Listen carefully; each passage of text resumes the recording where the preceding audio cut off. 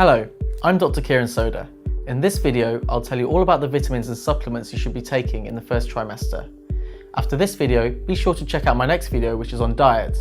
Let's get to it. There are two main supplements that you need to know about: folic acid and vitamin D. You should be taking 400 micrograms of folic acid per day for the first 12 weeks of pregnancy. This is really important because folic acid is required for the healthy development of the baby's brain and spine. Low levels are associated with an increased risk of neural tube defects in these areas. To ensure that the levels of folic acid within your body are optimal, it's best to start taking supplements at least 3 months before you become pregnant if possible.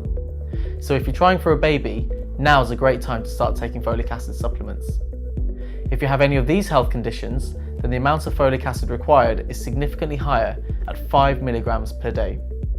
This applies if you have diabetes, celiac or sickle cell disease, or if you have epilepsy and are taking medication for it. It's also true if you've had a baby with a neural tube defect in the past.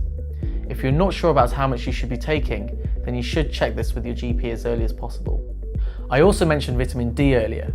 This helps to promote the healthy development of bones for your baby by regulating calcium and phosphate levels, and is also required for the development of your baby's teeth.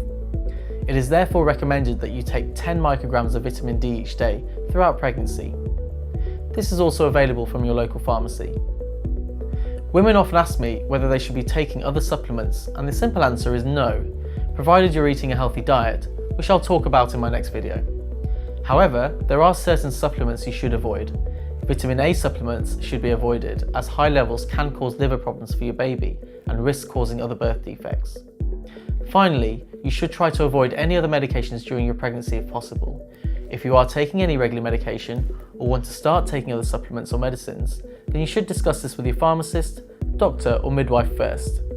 It's really important you do this to check if there are any risks involved.